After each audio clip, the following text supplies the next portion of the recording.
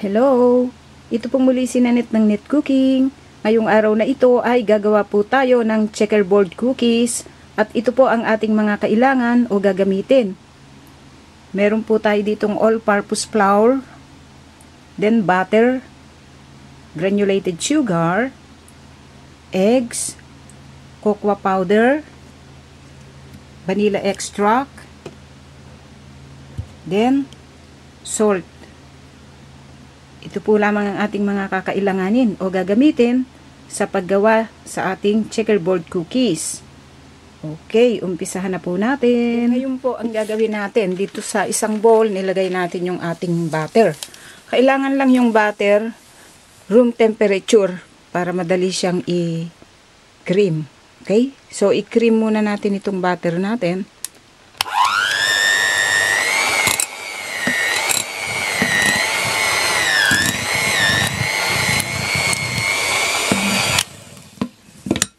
Then dito po, ilalagay natin yung granulated sugar.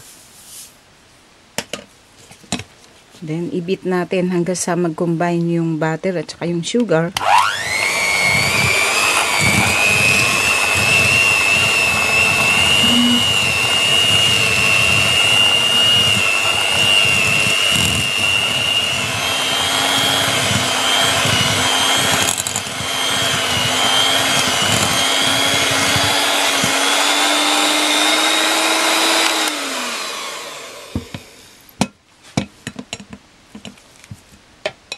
Then, okay na po ito. So, dito po, ilalagay natin yung ating egg. Okay. 1 egg ang gagamitin natin dito.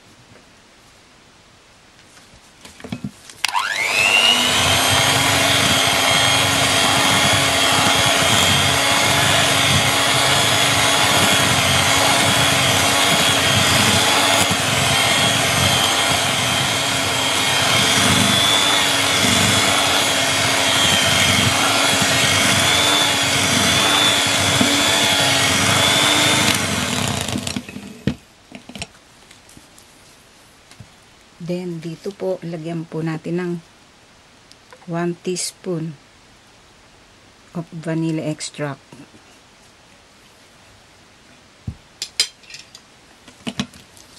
Then, i-beat natin uli hanggang sa maging creamy siya.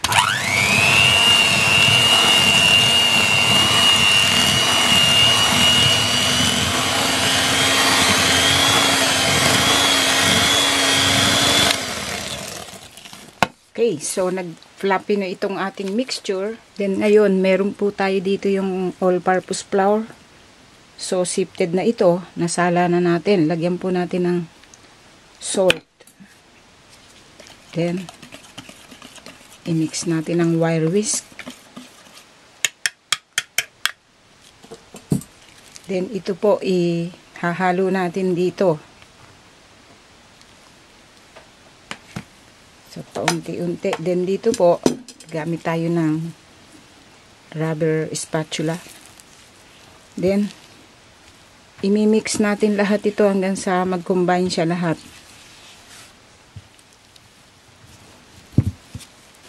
Okay, ilagay na natin lahat itong flour. Then, paghaluin po natin mabuti.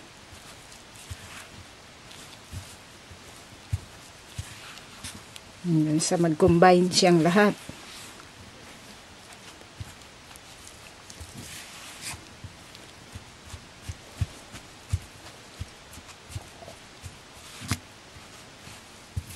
Okay. Then, pag ganito na yung texture niya, ang gagawin po natin, i-divide natin sa dalawa. So, paghatiin po natin, isalin natin dito sa isang bowl. Yung kalahati. Then ito, lalagyan po natin ito ng cocoa powder. Ito yung ating magiging chocolate dough. Then paghaluin po natin mabuti.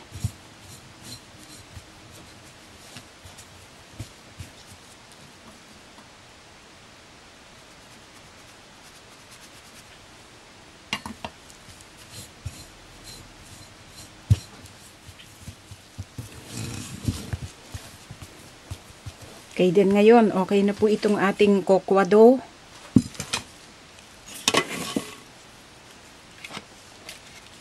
Pati na rin itong ating white dough o vanilla dough. Then ngayon, ang susunod po natin gagawin, so narito yung ating cocoa dough, unahin natin ito. So itira natin yung ikatlong bahagi niya. Then ngayon, ang susunod po natin gagawin, so narito na yung mga nagawa nating cookie dough, itong cocoa dough at saka itong white dough. Then gumamit tayo ng scale para nun siguradong magkasing bigat itong ating gagawing dalawang klase ng cookie dough. So uunahin po natin itong white dough. Then meron tayo ditong plastic wrap.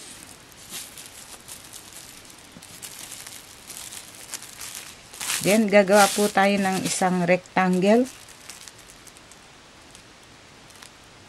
So, sa size na 10 cm.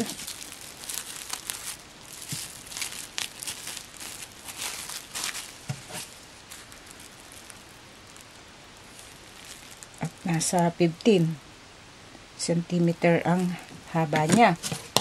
Then, gagamit po tayo dito ng rolling pin.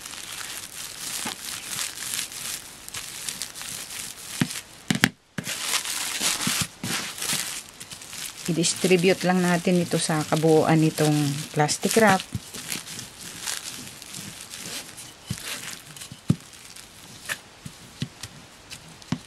So, palagay ko okay na po ito.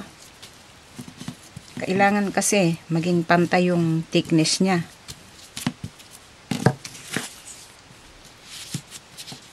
So, 10 times 15. So, medyo mahigit 15 ito. Hindi baling humigit siya o sumobra. Dito mga 10 to 11, okay na. Then, kasi ikakat natin ito ng mga 9 pieces mamaya. Okay. Ganito rin ang gagawin natin dito sa cocoa dough. Susunod po natin gagawin dito sa cutting board. Maglalagay tayo ng plastic wrap.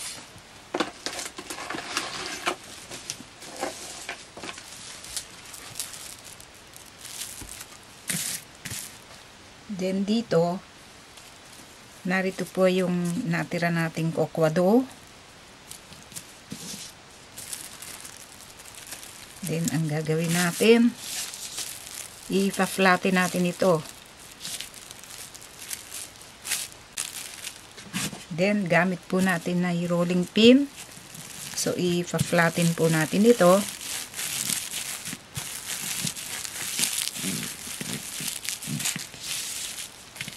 I-distribute natin dito sa kabuuan nitong plastic wrap.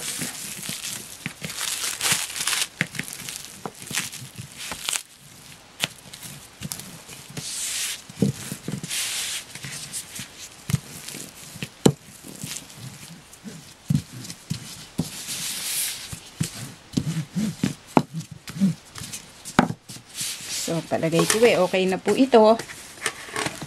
Dapat kasi magkapantay yung haba niya. So, narito po yung nagawa nating white dough at saka itong cocoa dough. Then, ito yung na-flatten natin na cocoa dough. So, ang gagawin po natin dito, i-fold natin kasi hahatiin naman natin ito mamaya. Ilalagay po natin ito sa ref ng mga 30 minutes hanggang 1 oras para tumigas ulit itong ating mga cookie dough before nating i-assemble yung ating gagawing checkerboard cookies. Then ngayon po, pagkaraan ng halos magi-1 oras, narito na po yung mga nagawa nating cookie dough. So itong white dough, then itong manipis na na-flatten natin, then itong cocoa dough. So ang gagawin natin, ahin po natin itong white dough. So, alisin po natin sa pagkakarap dito sa plastic wrap. Then, ang gagawin po natin ngayon dito, hahatiin po natin ito sa 9 pieces. So, i-divide natin sa 9. So, lagyan po muna natin ng mark before nating i-cut. 2, 3, 4, 5. So, bali.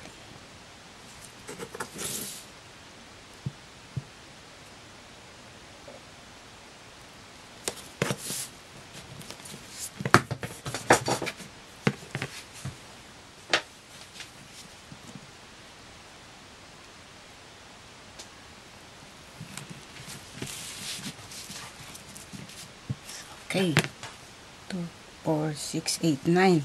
So, 9 pieces. So, ang dapat lang po dito, magkapare-pareho yung thickness niya. So, pa-square. Then, ang gagawin po natin, itabi muna natin ito. Then, ito naman pong kokwado ang isusunod natin. Then, ganito rin ang gagawin natin. Then, tulad dito sa ginawa nating white dough, ganito rin ang gagawin po natin dito sa ating cocoa dough.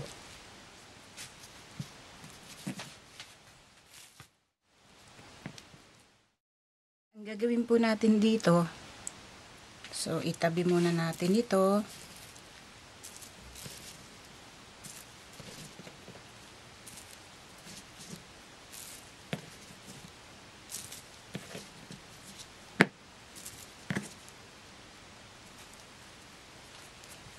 Then, dito po, i-assemble na natin itong mga nagawa nating o itong mga nakat na cookies. So, ang gagawin natin,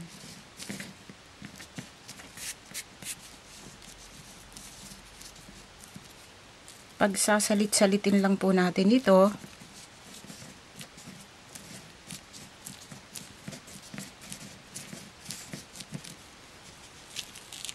Then, white dough.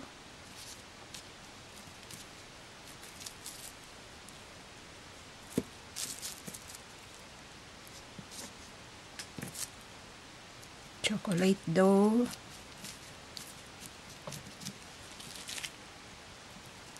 White dough ulit.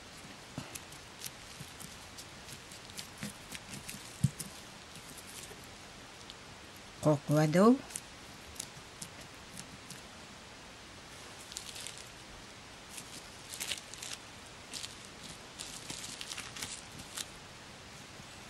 Naputol siya.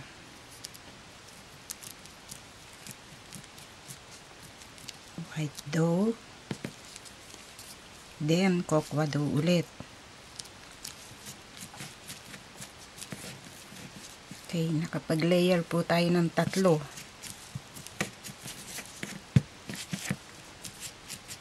Medyo idiin natin ng konti para magkadikit-dikit siyang mabuti. Then, itabi natin ito. Then, plitin natin. Pagsalit-salitin lang natin. Vanilla dough. White dough, cocoa dough. White dough ulit.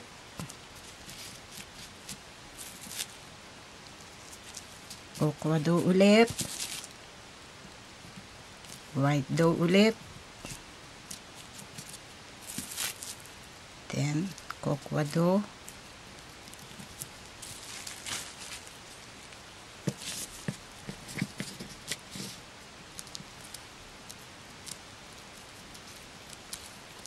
I-swap lang natin. Pagpalit-palitin lang po natin siya.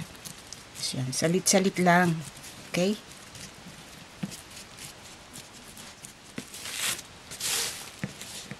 Then, ngayon, narito na po yung ating mga na-assemble na cookie. Then, itabi muna natin. Then, narito po yung ginawa natin na manipis na i-flatten natin kanina.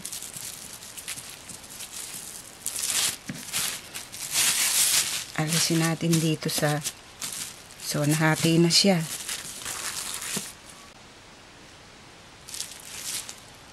Then, ang gagawin po natin, cover natin. Yan, ibabalot natin dito ito.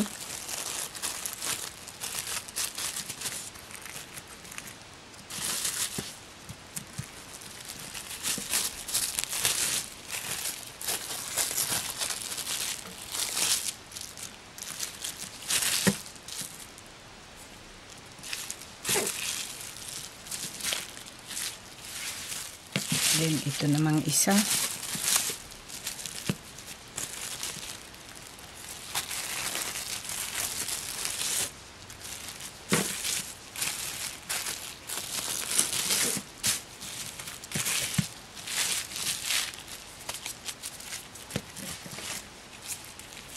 Okay, so narito na po yung ating mga cookie dough after na na-i-assemble natin. Medyo diinan lang natin ng konti. Then, ang gagawin po natin dito, ibabalik natin dito sa plastic wrap. At hahayaan uli natin ng mga 30 minutes hanggang 1 oras uli sa ref para tubigas ulit siya. Then, after that, ikakat na natin itong mga cookies. Then, i-bake natin ito. So, ilagay po muna natin sa ref. Maghihintay tayo ng 30 minutes hanggang 1 oras ulit. Okay.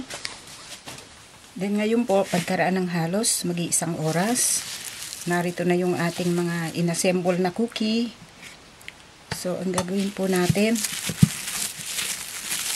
aalisin natin dito sa plastic wrap.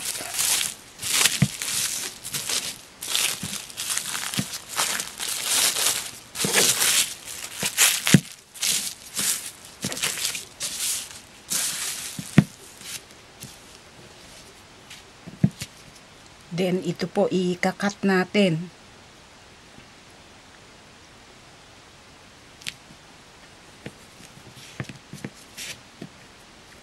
So, narito po yung loob ng ating inassemble na checkerboard cookie.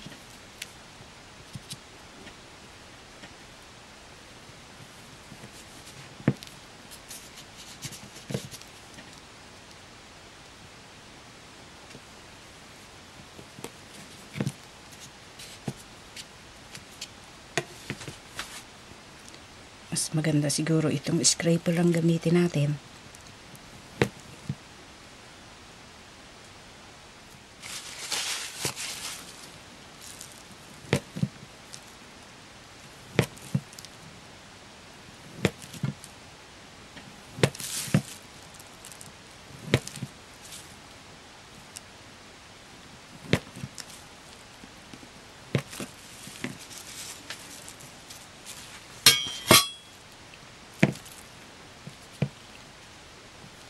Okay, then ganito rin po ang gagawin natin dito sa isa pa na natitira nating cookie. Then itabi muna natin ito. Then dito po, meron tayo yung baking pan. So iaayos po natin dito yung mga nakat nating cookies.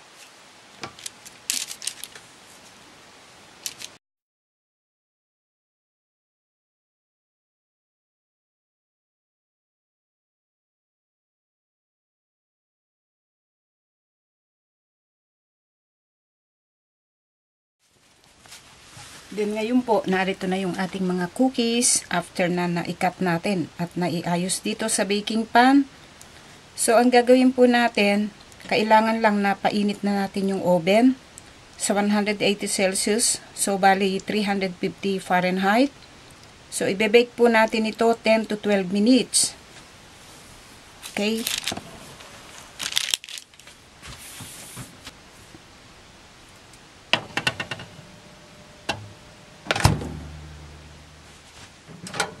Then ngayon, after 12 minutes, check natin itong binibake natin na cookies. So, palagay ko okay na po ito. Hanguin na natin. Then, ang gagawin po natin ngayon, hintayin lang natin lumamig o mag-cool down at pwede na po natin itong iserve at kainin. Then ngayon, ito po ang kinalabasan sa pagkakagawa po natin sa ating checkerboard cookies. Sana po ay nagustuhan nyo ang pagkakagawa po natin sa reseping ito. Marami pong salamat. Ito po muli si Nanette ng Net Cooking. Thanks po. Bye!